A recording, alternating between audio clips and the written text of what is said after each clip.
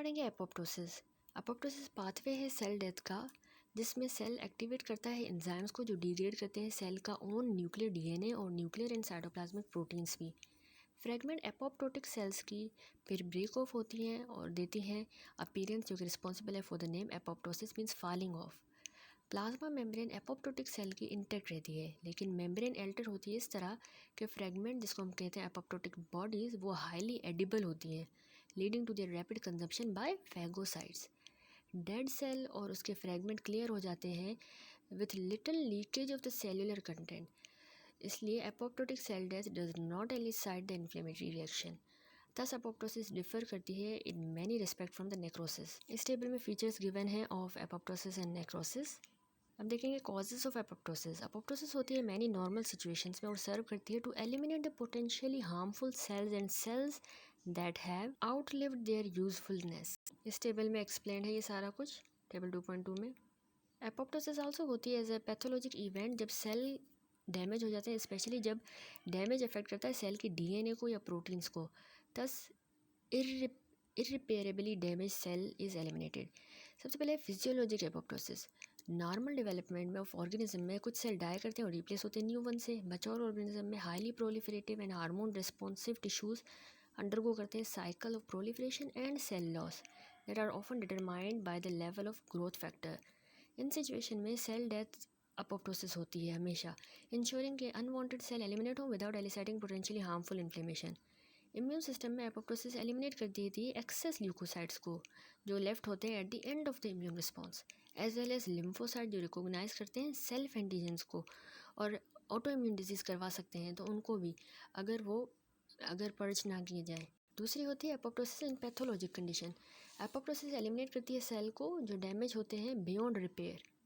This is seen जब severe DNA damage हो, for example exposure to the radiation या cytotoxic drugs. Accumulation misfolded proteins की भी trigger करती है एपोप्टोटिक डेथ। अंडरलाइन मैकेनिज्म जिससे ये होता है और सिग्निफिकेंस इस डिजीज़ की बाद में देखेंगे in the context of ER stress. Certain infectious agent particularly viruses induce करते हैं एपोप्टोटिक डेथ अगर इन्फेक्टेड सेल्स हों। अब हम देखेंगे mechanism of the apoptosis. Apoptosis जो है वो रेगुलेट होता है बाय बायोकेमिकल पाथवे जो कंट्रोल करता है बैलेंस डेथ का और survival inducing signals and ultimately activation enzymes की जिसको हम कैप्सेसिस कहते हैं। कैप्सेसिस इनको कहा जाता है क्योंकि ये सिस्टीन प्रोटीएज हैं जो क्लीव करते हैं प्रोटीन को आफ्टर एस्पार्टिक एसिड रेजिड्यू। दो डिस्टिंक्ट पाथवे कन्वर्ज होते हैं ऑन कैप्सेज एक्टिवेशन, एक mitochondrial pathway and death receptor pathway. इस फिगर में ये पाथवे शोन है दोनों। Mitochondrial intrinsic pathways seem to be responsible for apoptosis in most physiologic and pathologic situation. Mitochondria में several proteins हैं जो capable हैं of inducing apoptosis, including cytochrome C. जब mitochondrial membrane जो है वो permeable हो जाती है तो cytochrome C जो है वो leak out हो जाता है into the cytoplasm और ये trigger कर देता है कैप्सेज की activation and cell death. Family of more than 20 protein, the prototype of which is BCL2, ये कंट्रोल करता है परमिएबिलिटी माइटोकॉन्ड्रिया की। हेल्दी सेल्स में BCL2 और related protein BCL, XL produce होते हैं in response to the growth factor and other stimuli, maintain करते हैं इंटेग्रिटी माइटोकॉन्ड्रियल मेम्ब्रेन की in large part by holding the two pro-apoptic member of the family BAX and BAK in check. जब cell deprive हो जाते हैं growth factor के और survival signals के या एक्सपोज होते हैं टू एजेंट्स जो डैमेज कर रहे हैं डीएनए को या एक्यूमुलेट कर रहे हैं unacceptable amount of the misfolded proteins, तो नंबर ऑफ सेंसर्स एक्टिवेट हो जाते हैं। ये सेंसर्स को हम कहते हैं BH3 प्रोटीन्स। BH3 प्रोटीन्स जो हैं बिकॉज ये कंटेन करते हैं third domain seen in BCL family proteins. ये इंटर्न शिफ्ट करते हैं इस डेलिकेट लाइफ सस्टेनिंग बैलेंस को in the favour of pro apoptotic BAK and BAX। As a result BAK and BAX जो हैं वो डाइमराइज हो जाते हैं, इंसर्ट होते हैं माइटोकॉन्ड्रियल मेम्ब्रेन में और फिर चैनल्स बना देते हैं थ्रू विच साइटोक्रोम C और अदर माइटोकॉन्ड्रियल प्रोटीन एस्केप कर जाते हैं into the cytosol together with the certain cofactor, activate कर देते हैं आगे जाके कैप्सेज 9 को। Net result is the activation cascade की, ultimately leading to the nuclear fragmentation and formation of the apoptotic bodies.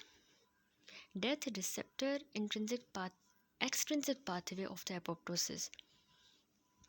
अब हम देखेंगे मैनी सेल एक्सप्रेस करते हैं सरफेस मॉलिक्यूल जिसको हम कहते हैं डेथ रिसेप्टर्स जो ट्रिगर करते हैं अपोप्टोसिस को.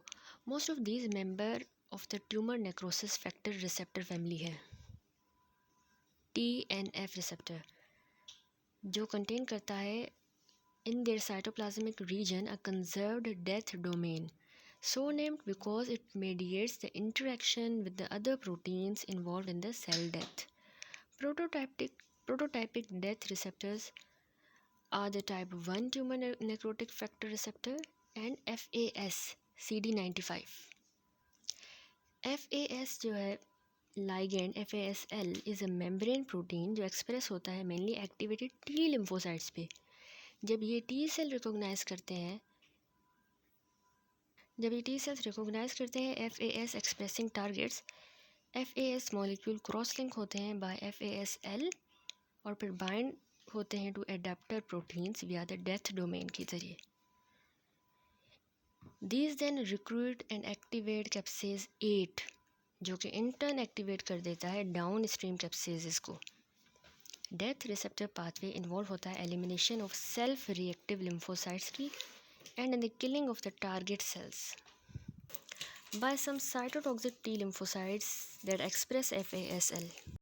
In either pathway, after caspase 9 या कैप्सिस 8 एक्टिवेट हो जाता है तो वो क्लीव कर देगा और देर बाय एक्टिवेट करेगा एडिशनल कैस्पेजेस को जो क्लीव करेंगे न्यूमरस टारगेट्स को और अल्टीमेटली एक्टिवेट कर देंगे एंजाइम्स जो डिग्रेड करते हैं सेल्स के प्रोटीन एंड न्यूक्लियस.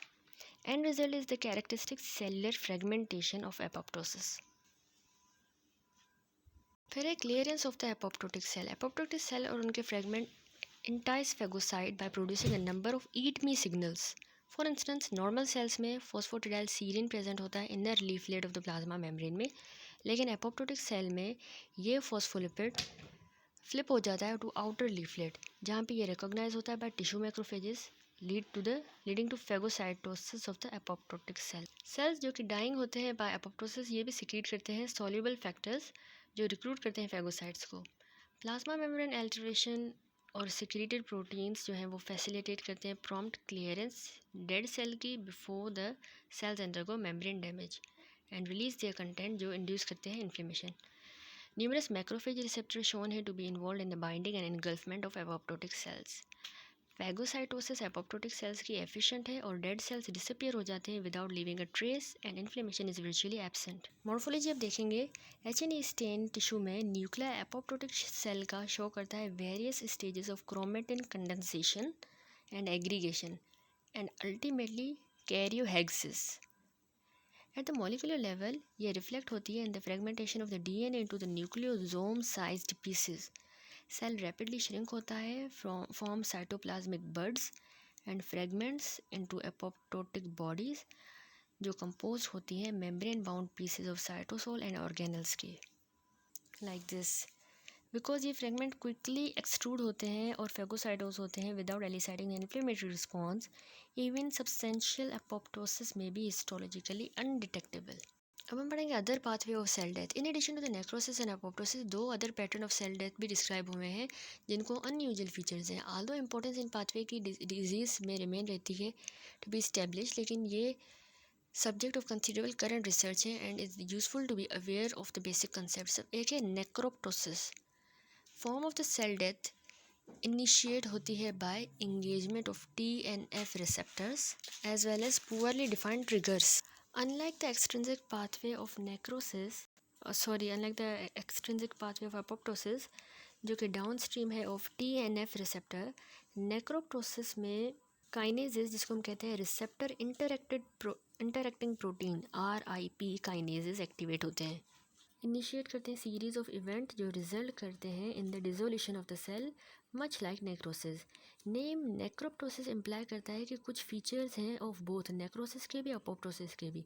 कुछ इन्फेक्शन बिलीव होते हैं to kill the cell by this pathway और ये हाइपोथेसाइज होते हैं to play a key role in the ischaemic injury में या अदर पैथोलॉजिक सिचुएशन में, स्पेशली वो जो एसोसिएट होती है इन्फ्लेमेटरी रिएक्शंस में, जिसमें साइटोकाइन TNF प्रोड्यूस होता है. However, when and why it occur and how significant it is in human disease is not well understood.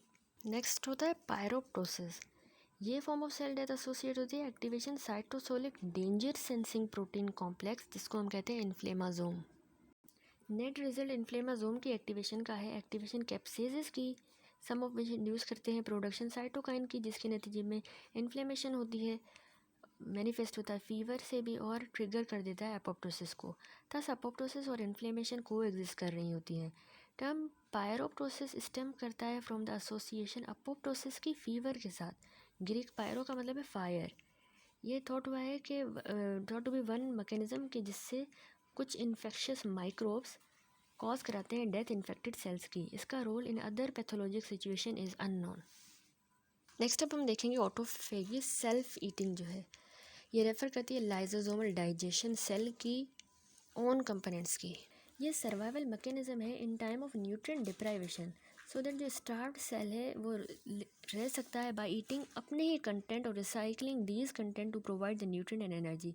इस प्रोसेस में इंट्रासेलुलर ऑर्गेनल और पोर्शन ऑफ द साइटोसोल पहले सीक्वेस्टर होंगे within endoplasmic reticulum derived autophagic vacuole, जिसकी formation initiate हुई bye cytosolic protein जिन्होंने sense किया nutrient की डिप्राइवेशन को. वैक्यूल फ्यूज होगा with the lysosome to form the autophagosome, जिसमें लाइसोसोमल एंजाइम डाइजेस्ट करते हैं सेलुलर कंपोनेंट को. सम सर्कमस्टेंसेस में ऑटोफेगी एसोसिएटेड होती है एट्रोफी ऑफ द टिश्यू के साथ, वो हम बाद में डिस्कस करेंगे.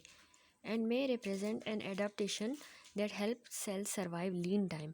अगर हावेवर स्टार्व सेल नहीं लॉन्गर कोप कर सकता डिवोरिंग इट्स कंटेंट, तो ऑटोफेगी इवेंचुअली लीड करती है एपोप्टोटिक सेल डेथ को. एक्सटेंसिव ऑटोफेगी जो है होती है इस्केमिक इंजरी में और समटाइम मायोपैथीज में. Polymorphism gene is a gene involve in the autophagy that has been associated with inflammatory bowel disease में, लेकिन mechanistic link between the autophagy and intestine and inflammation is not known. Role autophagy का in cancer में हम chapter 6 में देखेंगे. Thus once little appreciated survival pathway in cell may prove to have wide ranging role in human disease. अब हम summary देख लेते हैं. तो pattern of cell injury in cell death में रिवर्सिबल सेल इंजरी जो है वो सेल, ये आप देख लीजिएगा, ईजी है बहुत. अब हम पढ़ेंगे mechanism of the cell injury and cell death. Before discussing the individual mechanism cell injury का और डेथ का, सम जनरल प्रिंसिपल भी एम्फेसाइज होनी चाहिए. Cellular response to injuries stimuli depend करता है टाइप इंजरी का, उसकी ड्यूरेशन कितनी, उसकी सीवियरिटी कितनी है.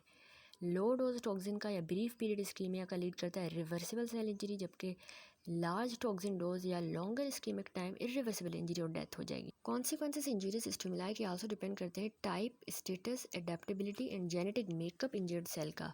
सेम इंजरी को वास्टली डिफरेंट आउटकम हो सकते हैं, डिपेंड करेगा on the cell type. For instant, striated skeletal muscle leg का टॉलरेट करता है कंप्लीट इस्कीमिया 2 से 3 घंटे की विदाउट इरिवर्सिबल इंजरी, जबकि कार्डिक मसल डाई कर जाएगा 20 से 30 मिनट ऑफ इस्कीमिया में. न्यूट्रिशनल या हार्मोनल स्टेटस भी इंपॉर्टेंट है.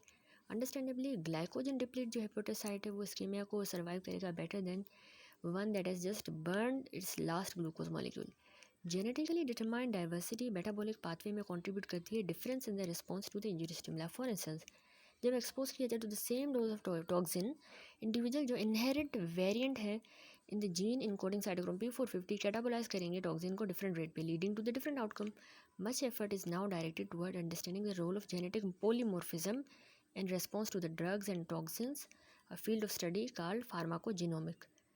In fact, genetic variation influence करती है susceptibility to many complex diseases as well as responsiveness to the various therapeutic agent. Using the genetic makeup of individual patient to guide therapy is one example of precision medicine. Cell injury usually result करती है from the functional and biochemical abnormalities in one या more of a limited number of essential cellular component.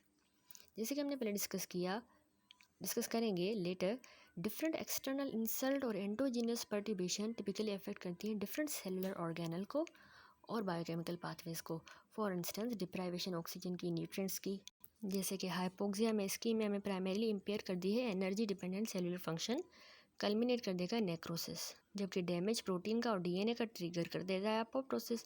However, ये emphasise होना चाहिए कि very same injuries agent trigger करेगा